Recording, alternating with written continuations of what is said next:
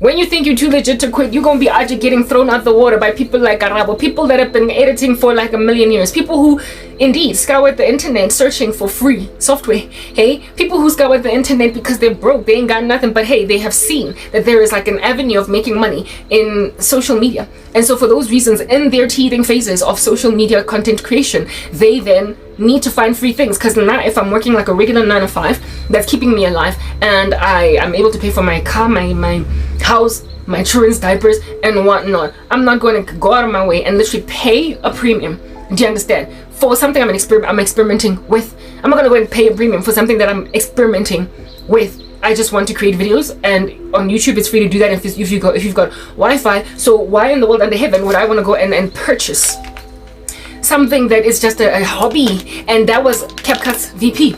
It was the value proposition. People who were hobbyists when it came to content creation loved the platform. Why? Because it was free and it didn't have a watermark. In the beginning it had no watermark at all, not even one kokonengi or wherever. It had no watermark. It enabled them to collate their videos better even than iMovie, because iMovie, while it has no watermark and it comes free with Apple devices, it is just lackluster when it comes to features, effects, and all different kinds of pretty things that you can add there, nuts and bolts. It's not very what is this? It doesn't have options. It doesn't have a plethora of options as to how to edit. So that's why iMovie, that's what I started with, right? That's the video editor that I started with, iMovie.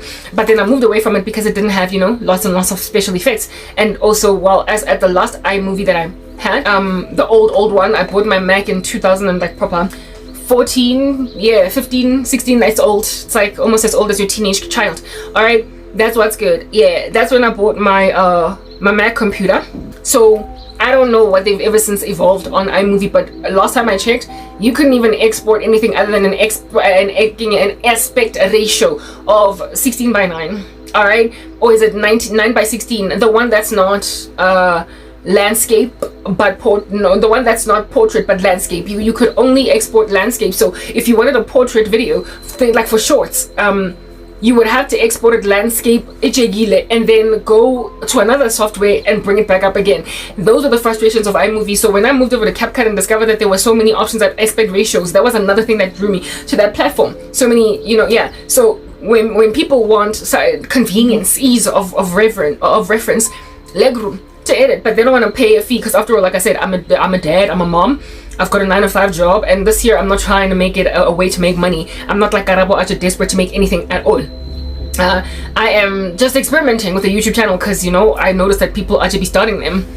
When you're that girl and when you're that guy, you're not gonna go and pay 2,000 rands per annum, 1,500 rands per annum, 800 rands per annum on a software to edit on, because you don't even know what you're doing. You're feeling your way around. You don't even know that you need software. I mean, in the beginning, when I first started creating content, I literally used to, like if I had 4 parts, I would upload 4 parts that are like 5 minutes each long. While I was content to have a 20-minute long video, I nonetheless posted 4 5-minute long videos and say next part. I didn't know anything about end screens. I didn't know anything about collating a video or putting it together using a video editor, where it is that you can take all your 4 parts and make them just one 20-minute long video. I didn't have that, so I would upload like literally 4 separate videos, 5 minutes or 7 minutes, when I just wanted one chunky video. And that stuff can be laborious for people to watch, but that's how I used to do until I discovered the YouTube editor. YouTube used to, I don't know if they still do, because I don't use it. If at all they still have it. I certainly don't use it, but I would imagine they do have it, right? I would imagine they do have it, because they enable you to remove music that has been copywritten inside the application and add their library music. So that probably also gets done in their editor. But there was a time when, if at all it doesn't have it presently, YouTube used to have their own inbuilt editor. And when then YouTube introduced, or when I found out, I didn't introduce it at that stage, but when I found out about the YouTube's inbuilt editor, I started to collate my videos inside YouTube.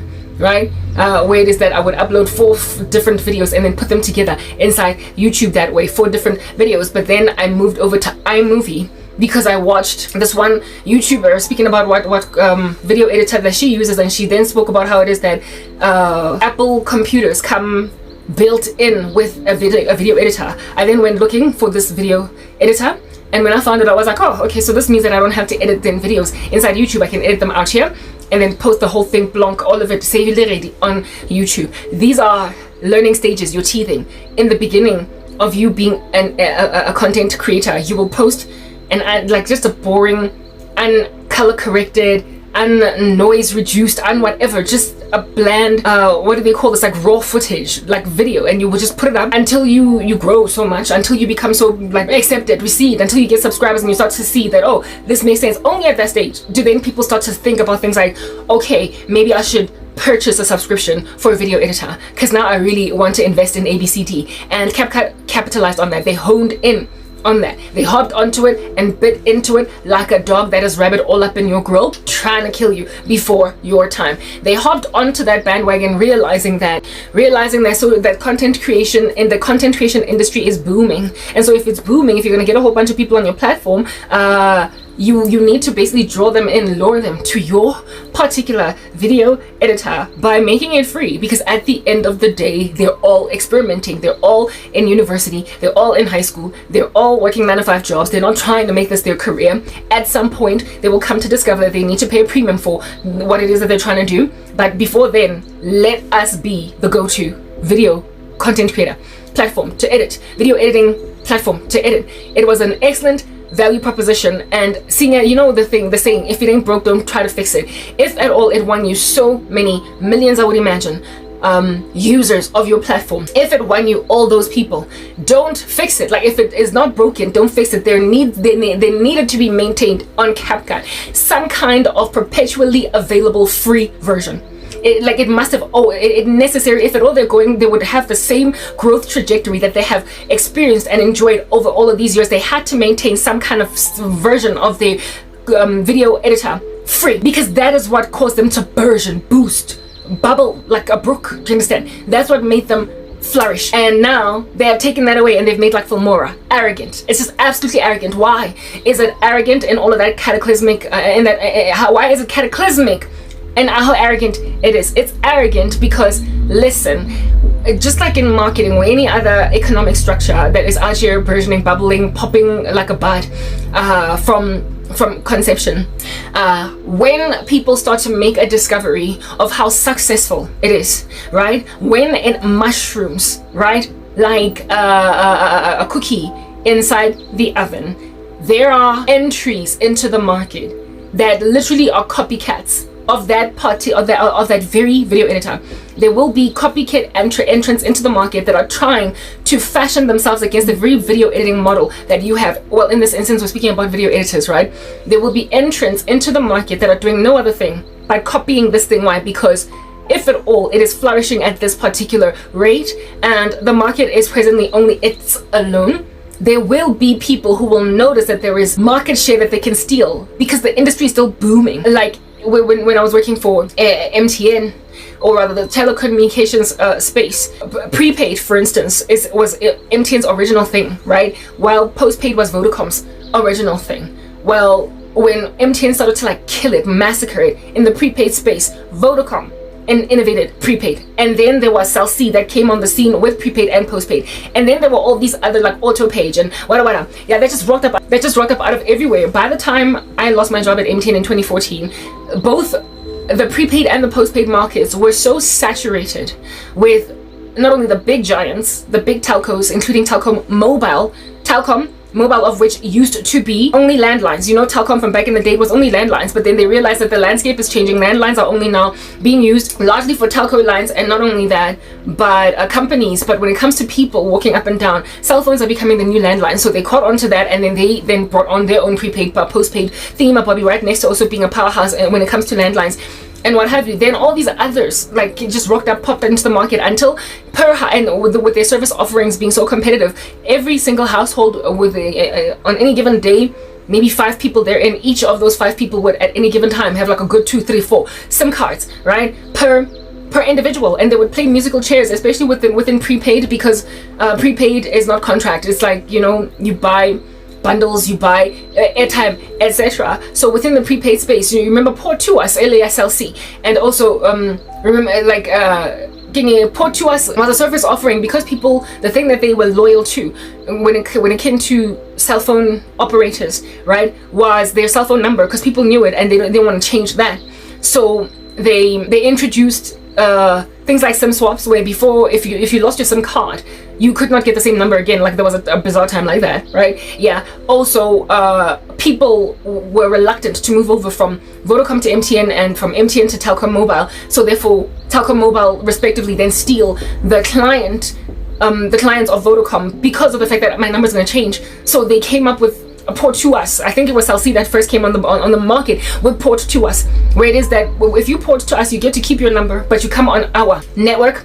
And when then you come on our network, we will offer you these. Like Cell C in the beginning was just so crazy competitive. It was so cheap, and that's why it grew so fast. It was cheap in comparison to Cell C, not Cell C but Vodacom, and in comparison to MTN. So because of how cheap it was, MTN had to significantly slash its prices. Vodacom had to significantly slash its prices. SIM cards stopped being. I believe Cell C was also the first one to introduce the zero rated SIM card, where it is that you no longer have to pay 125 bucks like proper. I remember a time when you would buy a SIM card for 125 rands. Yeah, now you like it's 0 rands. Like you pay nothing for a SIM card. Yeah, because they want to get you on their service offering, and so therefore spending on their network, and that's how they make the money. Yeah, the first on the market with that was Cell C, and then MTN followed suit. So too did Vodacom, and of course all these other cell phone providers. Port to us, the moving over to another network with cheaper rates, however keeping your number, was so successful with Cell C that MTN did it, and then Vodacom did it, etc. Vodacom was the first one to rock up on the scene with Please Call Me, and then of course because it was so successful to a point where it got sued years. The original innovator, it got so successful that now, and there was a time when the PCM, the Please Call, you could send as many as you wanted, but then it got taxing on Vodacom, and now they made it maximum 5, and they copied that exact model. Like literally nobody changed it. Still to this day, I believe the maximum number of PCMs that you can send is 5, or maybe slightly more. I stand corrected, but I'm on Telkom Mobile, and I know that I can only send 5 at any given moment, and I'm so broke that I actually know how many Please Call Me's you can send out there, because no longer is Karabo just roaming around these streets with free data or free airtime in Jeffela, because you know you made me broke like leg. Anyway, whatever. Yeah, the SIM card, whatnot, port to us, caused MTN and Vodacom to then climb that bandwagon. When then the cell phone market was burgeoning, booming, Telkom Mobile then became another giant to enter the space, because it was already a telecommunications provider. However, for landline, it didn't have to start from the bottom like AutoPage or whatever, so it was already quite a big competitor, and their rates were really very competitive. Yeah, what I'm trying to get at is that when something is just thriving, booming, bustling, burgeoning, people are not just going to stand back and say, congrats, you're doing well, Sisi Nana. No, they're going to copy it. That's how it is. Entrance into the market purely because of an observation of how successful something is, and CapCut has got to have financial modelers, marketers, management consultants, auditors, whatever, like just anybody that is into random forecasting, to let them know that, hey, don't be arrogant. Your VP, the thing that worked for you, if it is not broken, please don't try to fix it. Do not be arrogant. Somebody got to be out there counseling this beast, and given that CapCut is Chinese and they're so industrially powerful, the fact that this particular industrial powerhouse that is China could not figure this basic thing out, it's just literally throwing me off a chair. China is known for scale. Do you understand? Scale, that like they are so good with economies of scale type sales models. They love to make lots of like just a cornucopia of stuff. They're good at that, right? For cheap, near on free, tending towards zero the price they're in. And the way they make money is just by selling relatively good quality stuff for ridiculous prices. Hence why Temu does so well. It is Chinese in its rudimentary space, right? Yeah. If China is so good at just selling relatively good quality stuff for such low prices, what is going on with CapCut? ByteDance? You see, the very thing that I'm talking about. The Lord knows how to deliver the righteous for himself. The Lord knows how to bring the righteous to himself. He knows how to set them free from the bonds of wickedness. He knows how to unclutch us from some rando that's got eyes that are green, cause she eats a lot of vegetables and she claims it ain't got nothing to do with your new friend. Like proper umuntu whose jealousy is so gargantuan, it's just like foaming at the mouths like a junkie that has just overdosed. Alright? The way that Motwana le Monagateng, and so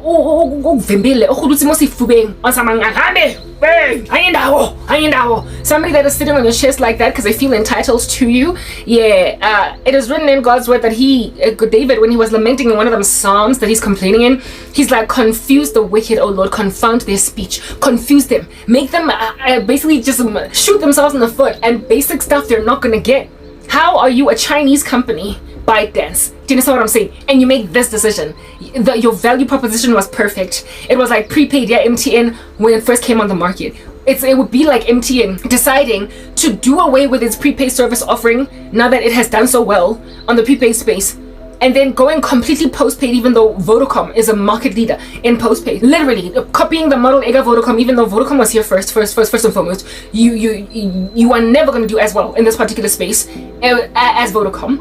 And on top of that, it wasn't broken. Why are you trying to fix it, right? What you can do is add postpaid, like what it is that MTN did do. Add postpaid, but keep prepaid, because it is your core competency. It is your core competency. It is your value proposition. It is the thing that flourished you in a season where the market was burgeoning for this particular service offering, right? A whole bunch of people actually moving over to social media libraries like YouTube, like Instagram, whatnot, and so therefore needing video editors. Do you understand what I'm saying? Or photo editors and whatnot. Yeah, and just like Telkom actually jumping on the bandwagon of both prepaid and postpaid, just like them copying each other's service offerings until everybody's got please call me, until everybody has got an ability to port over to another network without changing your number, until everybody has got very competitive prices, until everybody has got 4 SIM cards per household, so people are out here playing musical chairs. And so because you are now so saturated in terms of the market of prepaid customers, in particular prepaid customers are the ones that have got more than one SIM card, right? Like I've got two SIM cards. One in my iPhone, and then the other one in this cell phone device.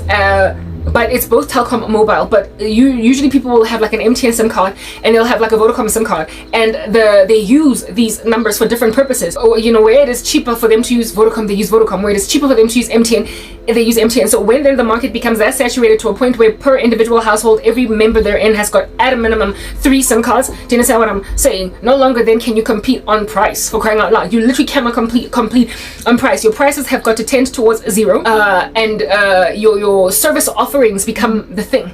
Your service offerings now become the difference. The uniqueness of what you can bring to the market becomes the difference. Your service offerings become the difference when you can no longer charge a premium on a product precisely because of the fact that so many other people are offering the exact same thing for a smaller price. That's why the prices of SIM cards eventually became zero rated, because it was no longer feasible for MTN and Vodacom to maintain such expensive SIM cards, because then everybody's going to, when they want a new cell phone, automatically just go to Cell C, because then I get a free SIM card. MTN is actually charging me 125 rands and Vodacom are just charging me 170 bucks just to get on their network. Everybody had to zero rate their SIM cards. Everybody. CapCut is actually making like Michael Jackson and moonwalking backwards. It's moonwalking. Do you understand what I'm saying? Because it's saying, this world is not my son. I'm not your dad. I'm not your mom. Content creators, that's CapCut on you. It's giving you problems, right? Yeah, it's like the foster parent that ought to be on some, I didn't give birth to you, don't come give me nonsense. Grandshap, I can just kick you back into the system. I can just tell the welfare system, the foster care system of the country to take you. I don't want you in my house. Yeah, CapCut was like, I'm not your mom, I'm not your dad. I don't have to keep feeding you. I don't have to take you to school. I don't gotta do that. They are arrogant now. They're getting arrogant. Do you understand what I'm saying? Saying to some foster children that you are not my kid. Except with foster kids here in Last the Deal, the state gives you some kind of a stipend in order to take care of these children, right? So when then these kids move over somewhere else, you lose their money. Like CapCut had to have seen that there would be a mass exodus. All I can do is speculate. I would imagine that is probably happening. They did the very opposite of what I have just described right now, where it is that where it is that Cell C and Vodacom noticed the benefit or the value of prepaid, and so they went on board, and then later on Telkom mobile, and then all these other little subsidiaries. Do you understand what I'm saying? They're doing the opposite. Their value, their original core value proposition, their core competency, the thing that they were the best at, they have literally gone and flushed that at least on their. They love to experiment with PC because that's the lelanje di rupitsena di antena di rasa fela hararo shimane ba twanta di rupitsa bona, and all that licentious behavior against PC clients, because they're not that many. I would imagine that their base for PC is not as big as for mobile, so they can dance around on the heads of PC people first and then move over to mobile. You know that that's a difference with CapCut. You figure that out eventually, because when they make big changes that could unhinge their customer base, they tend to put them first on PC to test the waters, and then if it doesn't take, then they don't put it on mobile. Or features that you really love, that you really need on PC, not on PC, sort of, but on mobile, you will notice that they disappear. Like they take them away from mobile, but they don't take them away from PC. Like captioning is still free. Well, before that heinous watermark, captioning is still free on PC, whereas long ago, I mean like a year and a half ago, they took away captioning on mobile. Right, certain makeup features, certain this, that, the other, what a fish place I could go on. There was a time when on mobile you could also take out filler words, basically jump cutting and whatnot. They took that away, but it has never been available, however, on PC. But what I'm trying to get at is that because their PC base is so small, most people who use CapCut are largely on mobile. They, like I said, but go the PC users, right? And the first place where I used CapCut was on PC. Then I moved over to mobile. On mobile right now, for now, literally it is it's for now. It's one of those I gotta go. Like I gotta start marching. I gotta start putting on a jacket, a coat, some shoes, a scarf, and get the step and like tread from this place, go into the winter cold, and start to trek to another place and make myself therefore comfortable. But then, no matter how tough it might be to teeth, no matter how rough it might be to teeth, and I already knew that I needed to move over from CapCut. Why? Because they persecuted me in my own personal unique capacity. Somebody paid a bribe over there to really significantly reduce the quality of my life. This, however, changed on PC. I don't think it's a target on me because it's a suga. I think they've noticed every time that they take something away from me, I just find another place to utilize it. So this time around, I don't think it's a bribe or anything strange of that nature. It is just an arrogant company's decision that the Lord has handed over to a reprobate mind, that the Lord is not delivering his saints from. Remember I said earlier, God knows how to deliver the righteous for himself. He knows how to save the righteous for himself. He also knows how to take umuntu that is with green eyes because she's eaten a lot of vegetables to literally finally get off your chest. God knows how to confound the wicked until they capitulate. He did it with Pharaoh in Egypt. I am not letting go of my workforce, like to dream on. And God, over a series of judgments, and I already did a video of this nature, literally picked away at Pharaoh, like an ice pick, actually creating an avalanche eventually. That ice picked away at ice that brought down all of Egypt's workforce, otherwise known as the Hebrew slaves. The final straw, the final extraction of ice from this particular mountain, right, was the death of the children, the firstborn kids of Egypt. And then he was like, let them go. But then rebellion happened and they followed them to the Red Sea, and then they got engulfed. We know how that story ends. They then got engulfed by the waters of the Red Sea. That's what's good. So stubbornness, even when you try to persist, you've lost, okay? Like, just let go. Do that. Like, drop it like a hot potato. It's enough. She's bruised enough. God knows how to plague a king. God knows how to plague a city. The Lord knows how to, in piecemeal effect, by extreme attrition, do you understand? Finally just pop a pimple out. Pop some pus out of a pimple. God knows how to extract goo from an ecosystem. Holding on for dear life, Moya unzoba khoga. Have you seen the movie Total Recall? I wouldn't employ anybody to go watch it because it was quite ridiculous, but I've seen it back in the day. You know when those windows crack open on Mars, or where it is that they at, how those people be out holding on to everything, flying in the sky, but if they let go, they end up in that hot sand that out here causing everybody's eyes to pop out of their sockets. Yeah, that's what's good. The Lord knows how to get the way he had hold on to their lives, the way that those people go Total Recall hold on to them. As the window like their en route death go clear, they will hold on to every structure hoping that they're gonna survive this thing. It's unsustainable. You can't hold on to this thing indefinitely. You will get blown away, and then you will perish in the hot sands of hell.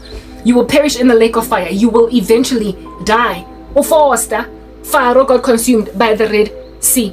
CapCut, like I said, Chinese, one of the most industrialized economies on earth. Very smart people, very hardworking, barely sleeping, actually literally making their offices bedrooms, and business-minded, extremely gifted, and yet strangely a company that belongs to China is unable to figure this as a basic issue. This is how the Lord confounds the wicked.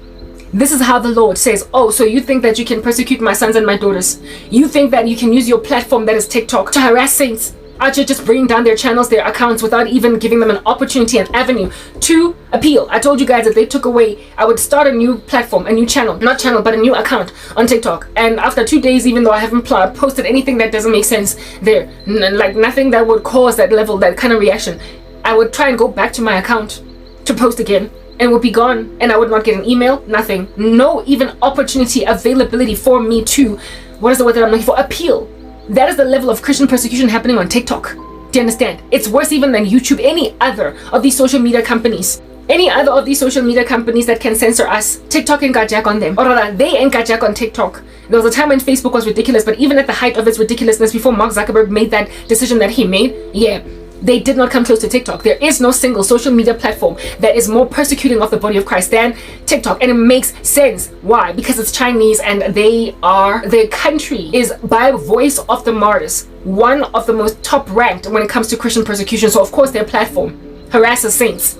It harasses saints. Yeah, anyway, whatever. I spoke about how it is that TikTok, because of what it's done, not TikTok but ByteDance, because of its policies and principles against saints, and because also of that stupid bribe that was taken to harass my particular life and also the lives of many saints, the sabotage of us as Christians by this company, this ByteDance, has caused the Lord to make an executive decision, like he is a president of a country. He has made an executive decision to scrap this company over time. He is going to eliminate TikTok.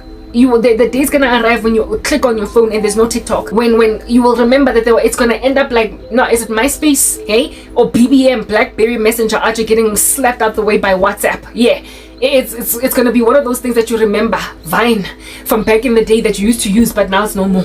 That's what's gonna happen. And how it is that a company falls apart is piecemeal. Little by little, however, there are evidences that something is about to fall apart, right? You can tell that if this thing is maintained on this trajectory, it will. I also spoke about how they're also going to wear a pomp and arrogance, that America is going to innovate some other platform that's going to cause its people, Americans that is, to move over to it, because it's going to incentivize them even more to be on it, because they tried to not deplatform but ban TikTok in the US, and for those 13 hours people literally lost their minds, out here popping every pimple that they can on their faces, like in one fell sweep, giving themselves some strange disease. Yeah, Americans did that, and so the reaction of the American government was to bring them back on there. But ever since then they were like, this thing is dangerous. If all our people are this crazy, and if all our own people are becoming treasonous against the US because of the expulsion of a Chinese platform, we need to figure something out. And I told you guys about some back-end plan that is being embarked on by bipartisan rule, as in Democrats, liberals,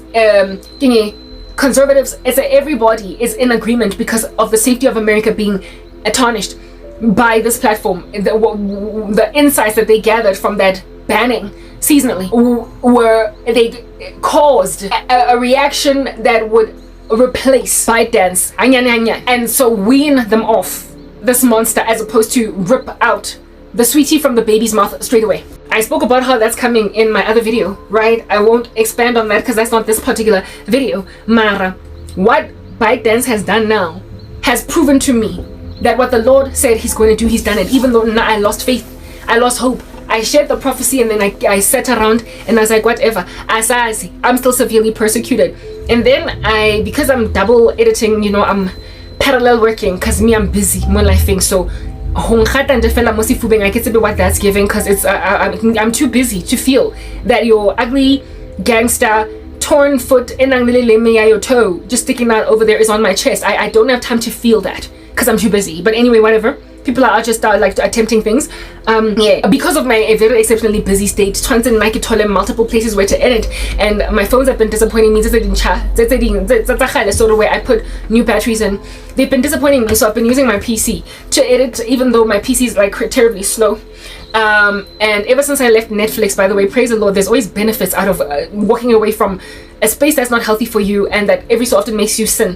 Ever since Netflix does not open on my computer anymore, I noticed that CapCut exports a lot faster, and I don't get glitches and twitches until my computer switches off, shuts down altogether, and then comes back on again. So Netflix clearly uses a lot of memory. It must, because I used to keep it open all the time. I didn't realize that it was taking up so much of my space. Now a lot of my stuff is just exporting swimmingly without it being open anyway. So because of me walking away from Netflix, it then became even that much more convenient for me to edit on CapCut, because it was no longer causing my computer to just be super slow or whatever. So I was like, okay, look, I found a way around, and just when I happened upon this new discovery, this happy space where I'm editing with limited glitches to my computer because of closing the tab that is Netflix, just when I'm in that sweet spot, chilling at a beach, I just rocking some sandals, okay, yeah, just when I'm happy with a coconut drink that has a swirly straw in it, soaking in the sun, just when I'm there, I then get this like discovery from CapCut. But I'm editing swimmingly, Lana boy, you know, and they've got this like heinous watermark. They literally made like Michael Jackson and moonwalked backwards. This Chinese company, therefore confirming to me that God is the God of process, God of procedure. The heavenly one on high is all about piecemeal steps. He takes one, like, how do you eat an elephant? That's how the Lord be out telling the human race. That's how he be out comforting the body of Christ. Honeybees, how do you consume an elephant? Lord, me, please pick me, answer that question. I want to answer, teacher. And then God is like, Karabo, you tell me. And I'm like, one piece at a time. And God is like, yeah, everybody give God a hand of applause. She's right. And then puts a star in my head. For being a good little girl with good answers. Yeah. How do you eat an elephant? One piece at a time. All right. How do you bring out a monolith or a megalith, a gargantuan company that thinks it can be uprooted? One bad policy decision at a time. One crazy policy decision at a time. One corporate governance oversight at a time. One indiscretion at a time. One corruption at a time. It takes a minute. Do you understand? So that's why I get it. Wait, like, wait on the Lord. You don't know what he's doing. I said the other day, I used an analogy the other day, that when you ram into the bottom of a building with a bulldozer, that is a skyscraper, it's a big gargantuan standing like monolith. Do you understand what I'm saying? And so therefore, it's highly unlikely that a high-speed vehicle crashing into this building will cause the whole structure to fall down. Like, architecturally, it's literally not that weak, otherwise no human being would be allowed to set foot in there. Do you understand? But if you grabbed a bulldozer, a strongly enough fortified vehicle, and you kept on ramming into this building, reversing, ramming into it, and when this building is then debilitated, you throw it away and you grab another vehicle of the same fortification, of the same strength, with these kinds of reinforcements, and then you ram into it again, eventually the whole building is going to come crashing down. So how do you bring down one building with one vehicle? Literally one ram at a time. Eventually it will fall. The whole building will fall. The thing about perseverance and insistence, holding fast to God, is that the first ram into this particular building at the very bottom floor is going to be underestimated, because likely it is going to cause injuries to the driver. It is also going to disquiet a couple of people who will be disarrayed, and as a result of the disquiet caused by this ramming vehicle, there will then be interventions to ascertain that the driver that is ramming into the bottom floor is gotten rid of, is taken care of, right? So as not cause this damage again. But if this driver is like blubber, just multiplying, if this driver just keeps on coming again, if at all, today it is this driver, tomorrow it's another one, 3, 4, and every single day somebody rams into this building and they keep on ramming into it just before they can rebuild. Over time, even though initially you were underestimated as just a nuisance, a fly buzzing around the ear, the faces of important people, they will start to listen, and you will start to become more and more intimidating. And when you start to clearly be a force to be reckoned with is when the building is endured through instability now. It is swaying left and right like a tree. Do you understand? In its foundations, because you have clearly destabilized an otherwise a historically very stable structure. So that's when people start to more or less take you seriously. And so ramping up in this season will be attempts to neutralize you. There will be attempts to make you settle. What is the word that I'm looking for? Concede. They will try to make you capitulate. They will offer you a settlement deal because they realize that you are actually now truly threatening. If you continue to ram in, on that day you hold on to God's promise on something. I'm not going to settle. I know what it is that the Lord has set apart for me. So therefore, I'm going to finish ramming into this building, because what is imperative is that this whole structure be brought low. because it's evil in its entirety. It cannot be maintained. My ramming into this building was not so much a benefit for me as a unique individual, as a unique driver of a bulldozer. It was God's heart for the people who live in that neighborhood, because this monolith was actually releasing cancerous gases, carcinogenic gases into the sky, killing the whole neighborhood. So the whole company had to fall. So therefore, conceding doesn't make sense. Therefore, taking a settlement deal doesn't make sense. Negotiations don't make sense. What is imperative, what is the important thing to be done, is to bring the structure down, because it's evil, it's nefarious, it doesn't make sense. When the Lord has earmarked something, and when he has picked a controversy with something and has determined to destroy it, because just in its nature, in its sheer existence, just in its existence, it's sheer evil, its sheer wickedness is so exorbitant that this is not a matter of seeing what you can salvage. Nothing here can be rescued. It is about destroying everything. It is about bringing down the whole structure and rebuilding. When the whole structure must be brought low and rebuilt, there will be, of course, a lot of resistance, right? And there will also be attempts, like I said, to negotiate and root finishing this job when you now are clearly a scary force impending this building. They will try to negotiate with you.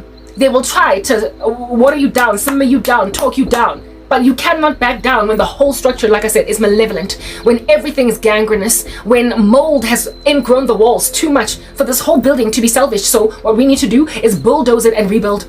Otherwise, people living here are always going to come out with some kind of a disease on the other side. So for public safety, building in and down, but there will always be people that are holding fast to a structure. So how then does God bring down something so powerful? Usually through the underestimation of the first people to ram into that building. But by the time they're unstable and are wobbly on their foundations, by the time that things get there, at the time when things get there, that's when they start to want to try and negotiate and that's when they also become very below the belt, where it is that if you don't want to negotiate, I guess you gotta die. So they will ramp up death curses and whatnot, type establishment thing. So building whatchamacallit, a bite dance. When God first gave me the prophecy, first and foremost, I had a dream of a Coca-Cola, it looked like a can, like a Kenya Coca-Cola, but it had the brand. It rather had the brand or the logo.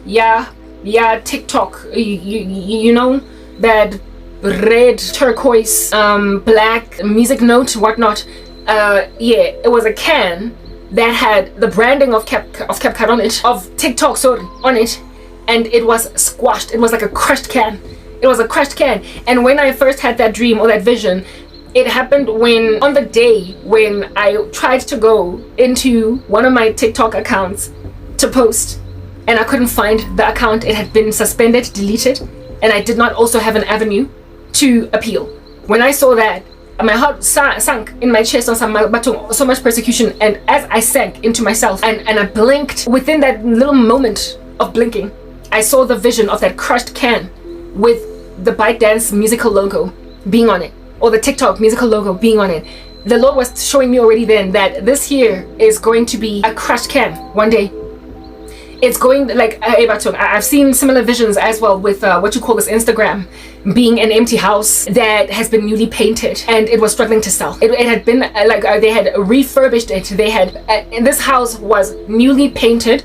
It was empty. There was no furniture. There was a for sale sign outside, and the reason why they refurbished it was because it was no longer selling. It was no longer selling. Did you say what I'm saying? Like they had tried to sell it and nobody bought it. So then they refurbished it and still it was not selling. That was the Lord showing me the judgment on Instagram. When did I get that vision about Instagram? When I started an Instagram page, I started to post on Instagram, and on like the 5th day when I went back to post, my account was suspended. Why did they suspend I still don't know. I could appeal though with Instagram, but they just suspended me. I shared, right?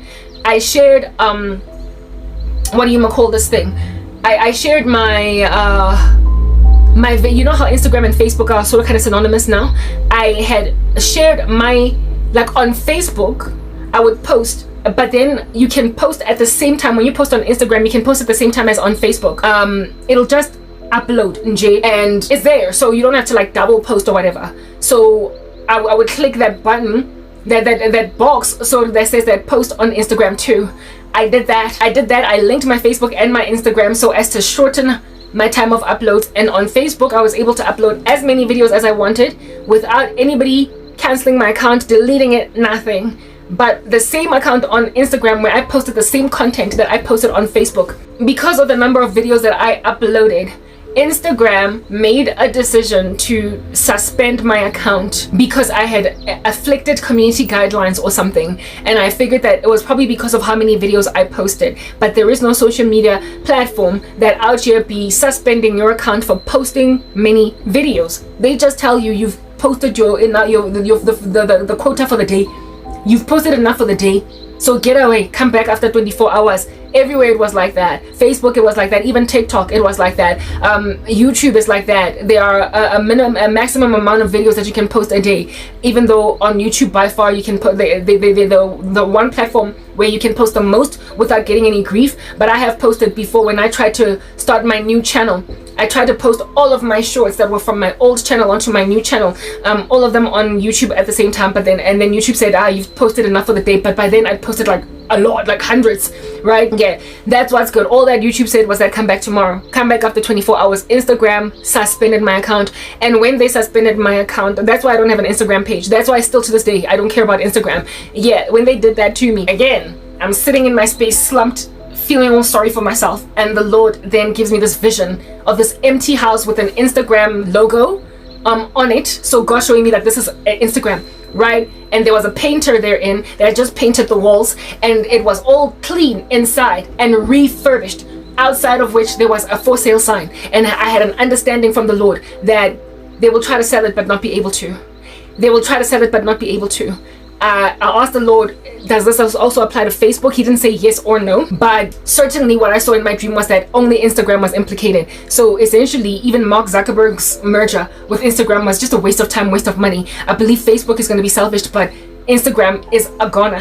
So when then these platforms, when God showed me Oscar Foster Hub, they don't try again because but anyway, I backed off. I was like, okay, that's why I don't post anymore on TikTok, and that's why I don't even care to start on Instagram, because it's gonna be gone and it's gonna struggle to sell, so much so that they are going to refurbish it. So the code and whatnot, they're gonna try to refurbish it so they can sell it again and reimagine it as something new, so they don't lose all their money, but it's nonetheless going to just lie there empty as a house that has been bought, right? That is not being bought, even though it's been put on the market.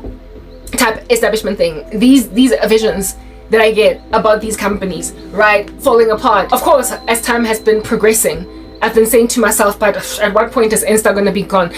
Listen, I'm so praised to be, so I'll be back. Yeah, I'm back. Oh, and kuwarm kanjani ngaphandle? I mean, kubanda, kushubile, kushushu. Does shushu mean cold or hot? Hakimakhosa, relax, okay? Bloma. Because if you're gonna be all up in my grill, like anyway, whatever, listen, okay? So with Insta, guys.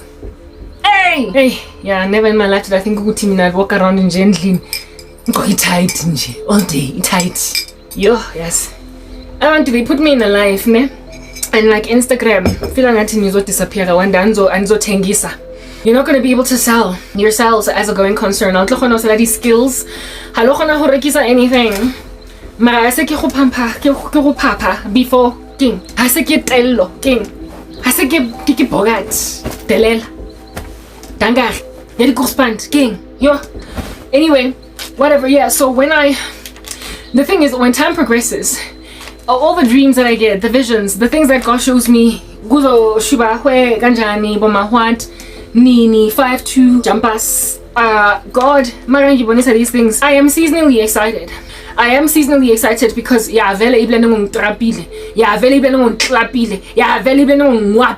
so I deserve. I feel like when God showed me the impending destruction of ByteDance, I was like, feeling all like y'all gotta go because you hurt me, you know. Mara, when time progressed, when he showed me the same thing with Insta, I was like, yeah, very planning, right? But then time, disillusionment, sorrow, hey, just quiet, sitting around on some padlai. They still thriving, they still getting fat, making like a contestant on my 500-pound life. They still out here full of food. They still sleek, They still there like a bear. Everywhere they be going, people be like, who you be, hey? Everybody trying to get their autograph. And I'm still suffering. Yeah, so over time, I'm just, I literally tell myself, Petty, you didn't see right. You are hallucinating. Maybe you do need to go to a psychiatric hospital. Everybody's out like rooting for you to be checked into Sterkfontein. Maybe you should just voluntarily take yourself there, girl, because you seeing things. You be seeing things. Aberrations, ghosts, hauntings, poltergeists, caps and saucers flying all over your walls. You're seeing things. But then time, do you understand what I'm saying? Time then shows me that God is a God of procedure. I will wait for him. God is a God of providence. I will wait for him. He works on things just like that analogy that I used last time in my other video of ramming into a building at the bottom. Initially, you will be looked at as a nuisance, a menace, and fella that needs to be removed off the scene of the accident.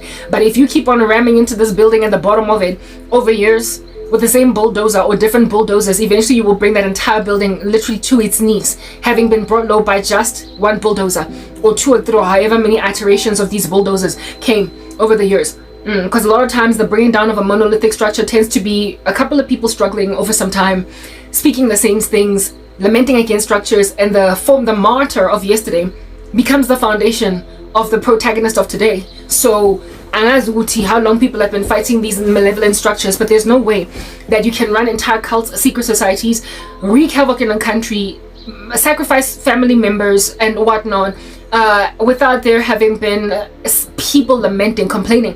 I told you guys in my other video, not the last one from this one, but some other video that is presently online already, that there was a family, where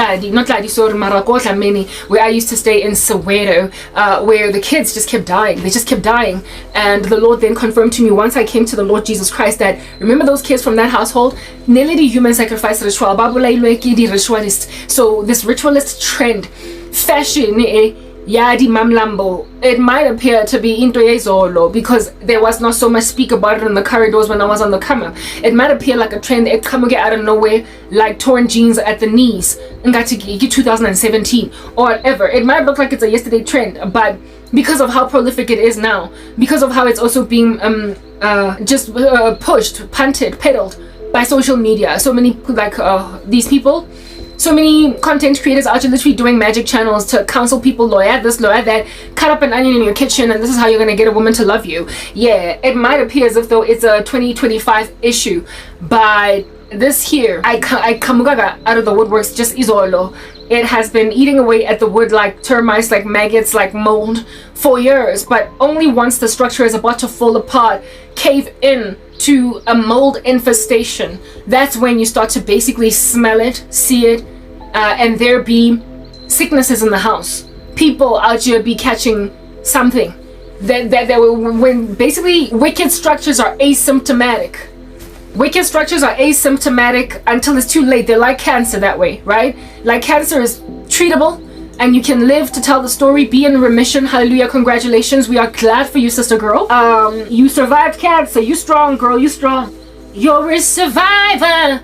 You made it. Cause you're not gonna stop. You're going harder on keeping yourself checked every so often, perpetually taking those mammograms, but you survived. You survived cancer. Mara cancer. Catch it late. I have my ex-boyfriend's brother passed away from it, and it was caught late. And like proper, this guy, we partied with him one December. Yeah, and then by, was it April or June the next year, he was gone. He was dead. He one day had a stomach ache, and then next thing he was dead. And it was like, whoa, obviously this cancer was eating away at his gut for a very long time.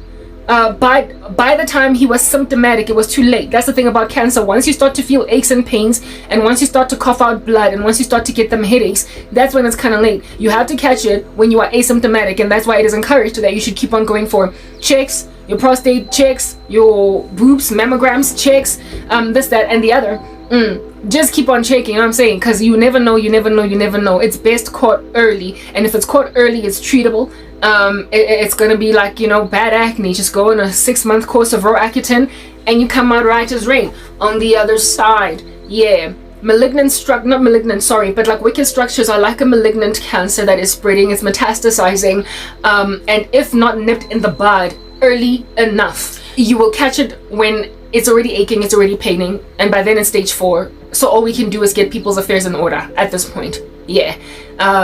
Unfortunately, the grand majority of evil structures tend to get to terminal stages undetected. The only way that you can discover a malignant structure is by proactivity, indeed, just like with cancer. Get that that pap smear, get that prostate check, get that biopsy for whatever of a mass that you might find wherever in your body, okay?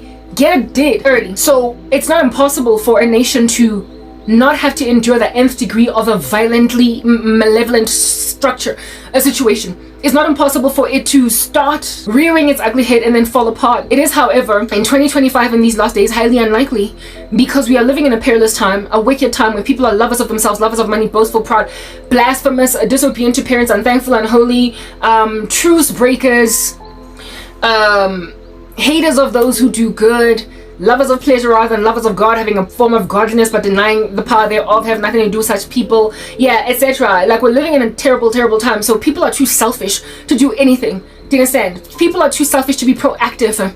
People are too selfish to get that mammogram, that cervical, that pap smear. People are too selfish to get a biopsy done on a strange mass that you can't account for as to whether or not it is malignant. People tends to have enough evidence very early, like as in the rooster has yet to crow in the morning, the chicken is yet to be like cuckoo early enough before the sun even rises. There are enough people with their ears on the ground able to know that there is something brewing and stewing, but there's too much, like I said, love of self, love of abusers, like 2 Timothy 3. There is too much last days incontinence, last days moral turpitude, and too much selfishness, rapacity, too much conceitedness, too much lack of concern for your fellow man, like living in a silo, ingati, albeit having some kind of foresight. Do you understand? You don't care anyway because you think that somehow you're gonna be the only crazy little individual in the room that is experimenting with this thing, when if there's you, honey, there's more where you came from. Add a multiplier. There's 20,000 other people who are just as rapacious as you. Yeah, and so for those reasons, you then bubble a pathogen in your bones. Let it metastasize. As you reach terminal levels, shut up. People are too much lovers of self, lovers of money, proud, arrogant, abusive, disobedient to their parents, ungrateful, unholy, heartless, unappeasable, slanderous, without self-control.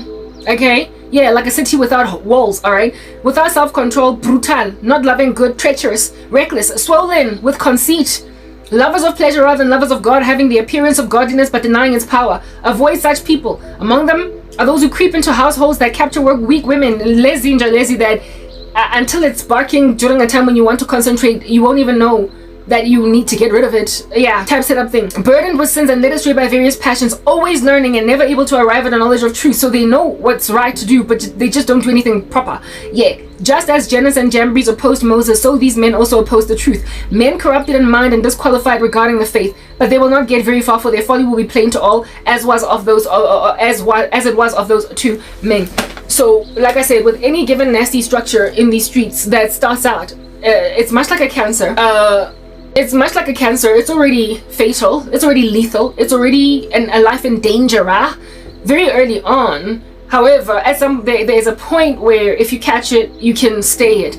And the only nations, the only villages, cities, towns, homes that can succeed to get cancer treatment when it's caught early, and so therefore go into remission, are holy nations, okay?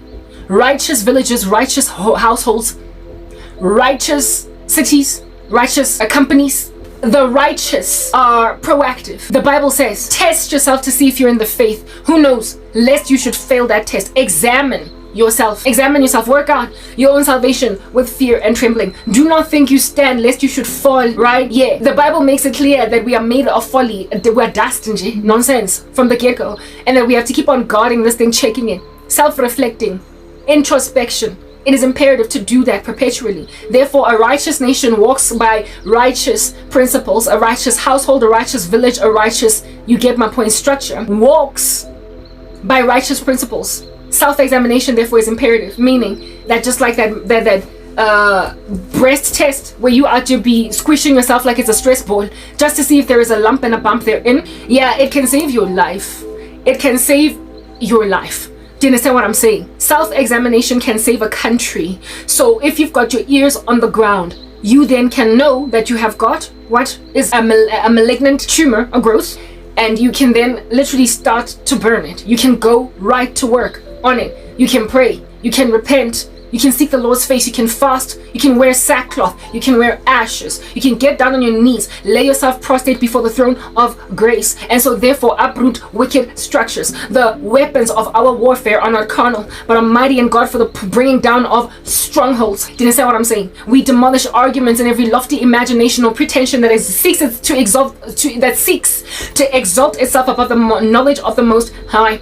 And then we hold into captivity every thought to the obedience of Jesus Christ. So when then you are aware that there is a strong man trying to rear his ugly head, or there is a low order entity trying to make itself chunky all up in your grill, you can just snuff it out. It's written in God's word that some demons only come out by praying and by fasting. But I would go so far as to say that demons that come out easily like a sneeze, they tend to be the first to succeed in duping and deceiving a people before a monolith or principality and authority and a ruler can chill over a town.